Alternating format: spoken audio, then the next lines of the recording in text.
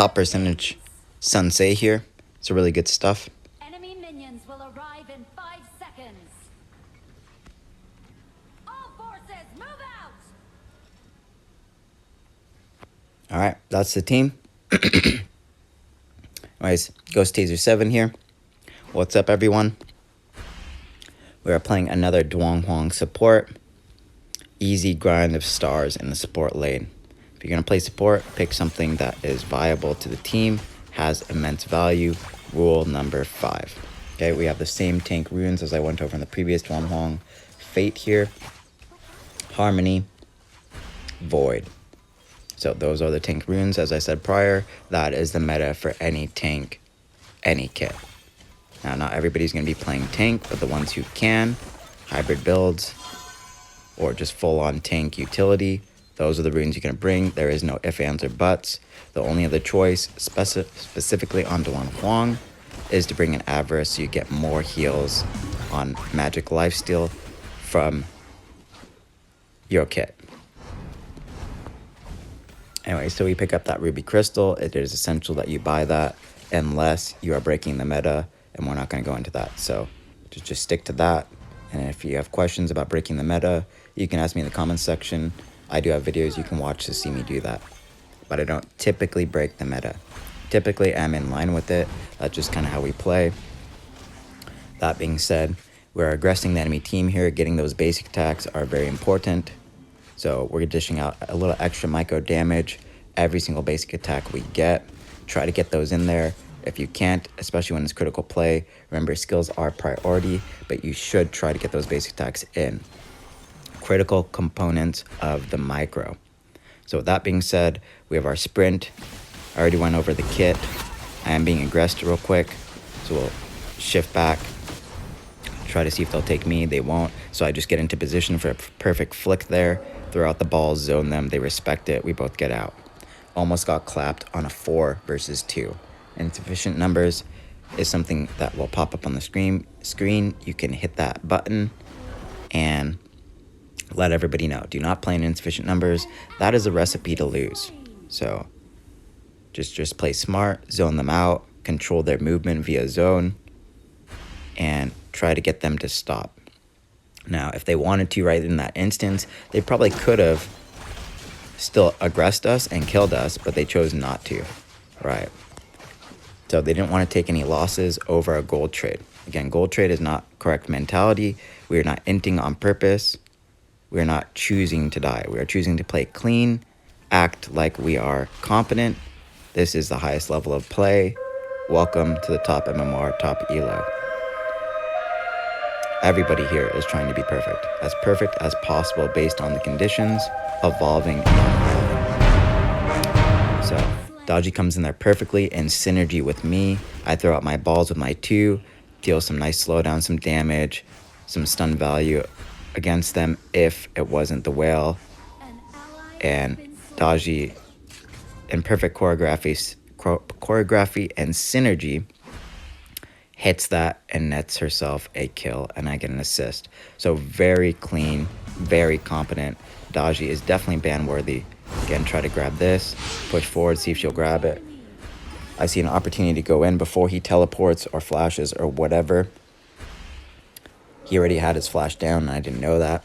Either way, we kill secure that and make sure we get 2 for 2. Securing that macro gold presence. Securing those micros by getting those kills. Securing any amount of value damage over them. And because my 1, I can just top off my heals and kind of greed my stay. Just be really careful. If you run out of mana, that's about the only time I'll go back and recall. So his presence in GPM is very high. Just be very careful about the mana. It is pretty thirsty. So mana conservation is also key. Try to be very deliberate. Again, if you're going to use mana, think about your micro trade value. So get more damage dished out than your enemies. You do have some mana regen, but it is not the highest. Again, you can pair a Holy Grail there if you feel like you're spamming a bit too much or having to be more aggro heavy. I see a play breaking up here. try to do something. I was just about to flick my balls out there, and Athena saves my life. I'm invincible! Looking bad. How do we win this? We attack together! Has been slain. But it works out. An enemy has been slain. We get a 3 for 3, so not the best trade, but it could have been worse. So pretty good stuff, all things considered. Again, sometimes you're going to die, but that's okay. We're sitting on a pretty equal gold here, 15.5 to 15.5. So it's not the end of the world. Again, we rushed that tier 3 there, the support item, the Guardian Shield, and it's looking pretty good. We have really good value from that. It has big bang for buck. So I went over that in the previous guide if you're interested in that. Got my boots there for the CC resistance, just to make it so it's harder to clap me, and it'll be much easier for me to get my CC, and they don't get as much bang for buck on their CC. So really good counter build in terms of competency there. Those boots are really good, especially on the top lane, the clash lane here. You will notice you get away easier. I see my jungle coming in, the Freya, and I try to dish out some damage to that low Enemy has life support. She gets a kill. I try to peel the Aaron closer to me, thinking she was going to get a kill. So I'm kind of just baiting her with my low life, like, you want to kill me, you want to kill me. Of course you do, because you know your support's going to die, and you don't want to walk away with nothing. And she greeted a wee bit, and I'm thankful for that. So my Freya, my jungle, gets another kill secured. So really good stuff there. We net 2 and lose nothing. I did have to recall there because I got really low and had no mana, but that's fine. We still got 2 kills worth of gold, and I'm going to rotate anyways.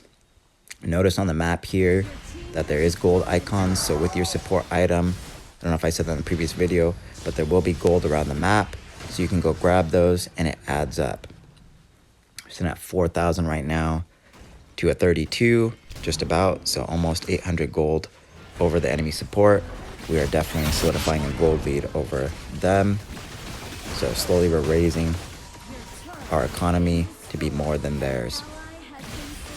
Just think about GPM and the total number of dollars you can have. Reset minions, push those waves up, deny them gold, reset the jungle, get those timers going, get more gold in terms of overall economy for your team.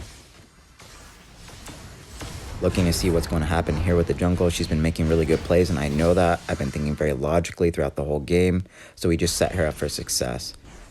We flick it out perfectly, get in line with the perfect flick based on my hand-eye coordination, and cover her, zone them from trying to punish her from diving that. So be aware when anyone dies, just like the Arthur here, that they may try to punish it. Now, it does depend on a variety of Stand up for yourself. Don't ever back down. components, conditions, and those conditions are being your summoner spells and your cooldowns on your skills. Just play very carefully, because you don't know when the team will choose to go full aggro. So be reactive, have good reflexes, and try to be prepared. So try not to use your skills willy-nilly unless it's for critical, deliberate actions. And when it's full aggro time or hard focus time, clap time, make sure you use everything.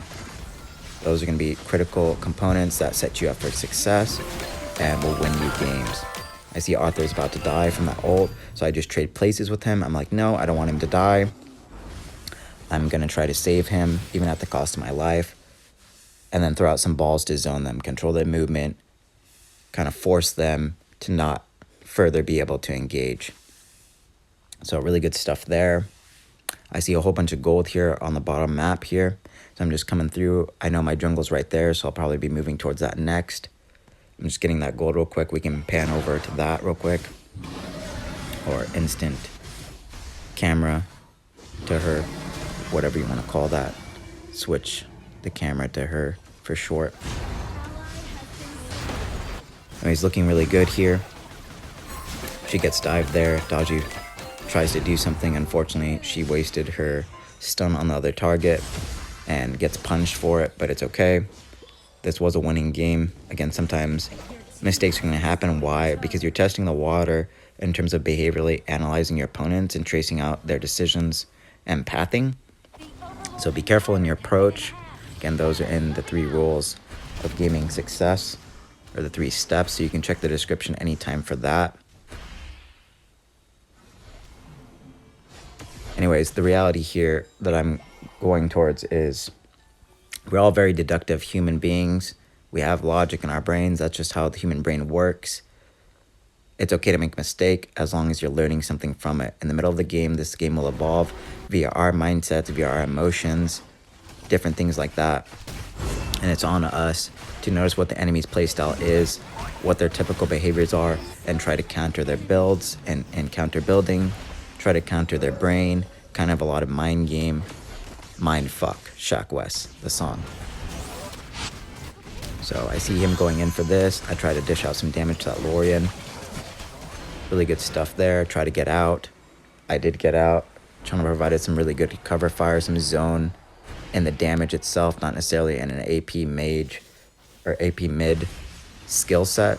Doing damage or solidifying presence, even as a top lane, will force them to respect you.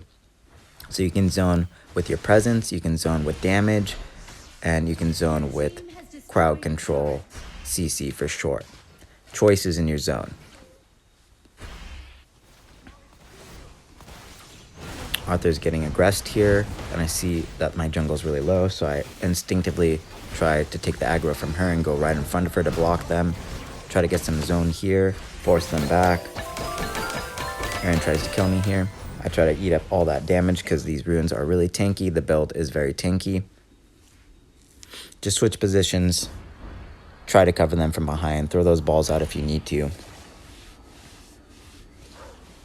Again, very deliberate actions. That is key. Critical decision making. Alright, the build's looking good. Next we got our Blazing Cape there. Again, it has that nice AoE AP damage as it burns around you. Has that debuff there on their lifesteal, so they don't get as much bang for buck on their lifesteal. Mask of Agony there to do that percentage health damage. Stacking. So really good stuff. Their tanks have to worry. Their lifesteal, ADCs, hyper carries, anyone with lifesteal has to worry. That support guardian shield gives us more aura. Tankiness as a team, allowing me to tank much more effectively. More bang for buck there. You have to believe in yourself. Pick up a double kill there. Looking really good. Get some nice peel and tank there. Split their composition up by diving them. And solidify that kill on the Lorien there by flicking out my perfect 2. He walks right into it because his back position was going to be right into turret. So good foresight there. Watch Tracer the movie. You have to examine where their plateau is. Again, examine where they're going to be pathing. So when you decide your approach, be thinking about their path and choose an approach that will eliminate them when they reach plateau. That is the path to the mountain. The mountain is success. The mountain is the result. Now there's different paths to the mountain, but the view is always the same. Now if you're wondering where that came from, it did come from the movie The Assassin's Fist. So check that out on YouTube. It is free to watch with ads. So it's a really, really good movie. I'm feeling super motivated every time I watch that. And again, it's just kind of mantras, life teachings in all the movies that I watch. So get a lot from that. I get a lot of logic from a lot of different variety of cultural effect of movies, and I will bring that into the game for easier analogy for all. We all get clapped there, unfortunately. It was a bad fight for us, and we couldn't do anything. The opponents knew it, and they aggressed at the right moment in critical decision making, and there was nothing we could do. We got clapped, so it is what it is. Sometimes that'll happen. Either way, they had some really good mind game there, so I can't say we necessarily screwed up. They just had really good conditions in their favor. Again, with cooldowns and summoner spells fluctuating, that's going to change the tide quite a lot. Those summoner spells only last 90 seconds, correction, which is a long time. Ults do have the shortest cooldowns, not even considering cooldown reduction, CDR for short. So those are going to affect overall macro team fights. So we just got to be kind of careful about that. I see Chano making a play there. He gets that. And then I just walk away. I want to push this minion waves up. I see them going for the Overlord here. So I'm just trying to push this wave up. So that way they get distracted and maybe worried about the mid lane here. Panning real quick back. Looked like Sunday was thinking about stealing it, but didn't want to go in there to die. So they secure that Overlord. Nice stuff on the team there. I pick up that Premonition again in counter build to deny them that attack speed on anyone with attack speed, especially their Aaron or their ADC. Got a nice kill on that Lauren there. He was caught out from the team. Didn't necessarily peel him away, but he was caught out and I saw it, so I ult him. I see Dodgy getting hard focused there, so I try to take her place and stop that. There's nothing I can really do for them right here because they're too low. So I just take their place here and die, so the damage dealers have more room to perhaps clean up or outplay on a clutch play. Chano gets that and trades beautifully. If you look here, these dragons are coming in.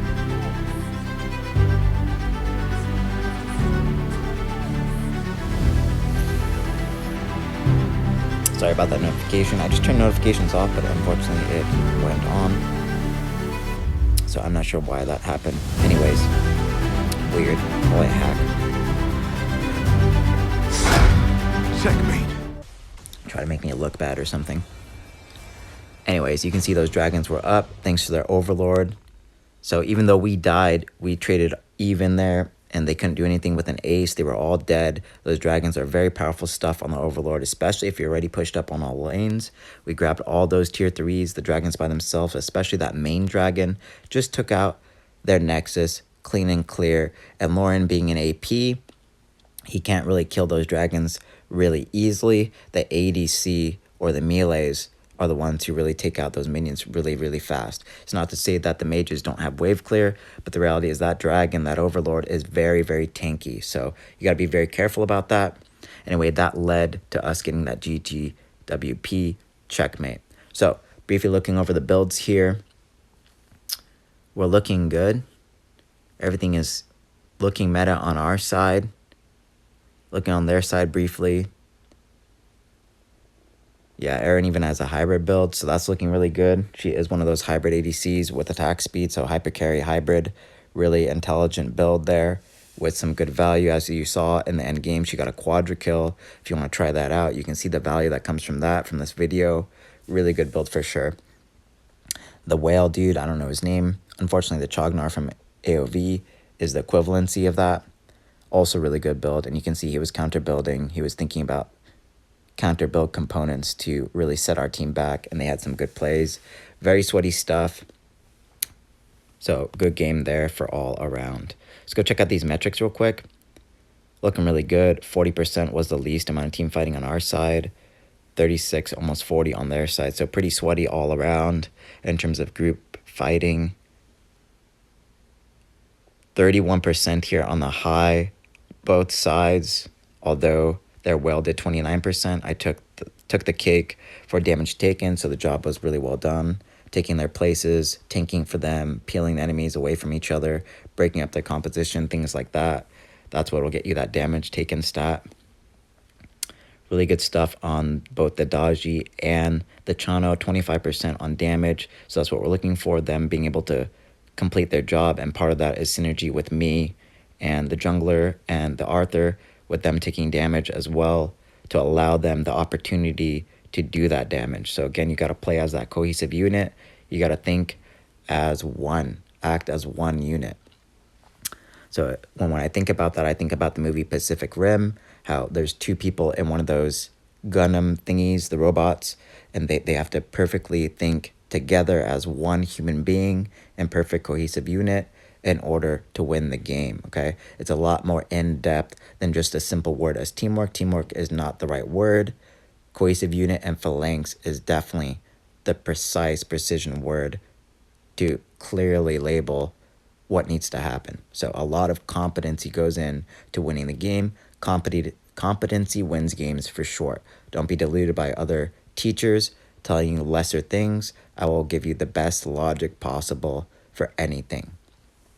So with that being said, let's go into the objectives here. We got 9 turrets, 1 Tyrant, 3 Overlords. They got 3 turrets, 1 Tyrant. Again, very heavily in our favor as we started to just completely destroy them. So with that being said, keep on analyzing, keep on evolving, keep on winning. Check those rules, steps, correction for business success. They are at the top of the description. I will go over them depending on the games and what I'm looking for and what material I need to teach you guys. So based on the video and what I'm looking for is based on how the seminar is going to reflect. So if you're new to the channel and you like that type of things, be sure to like, comment, subscribe, and stay tuned. Otherwise, I'll catch you guys in the next one. Bye. Just take my life.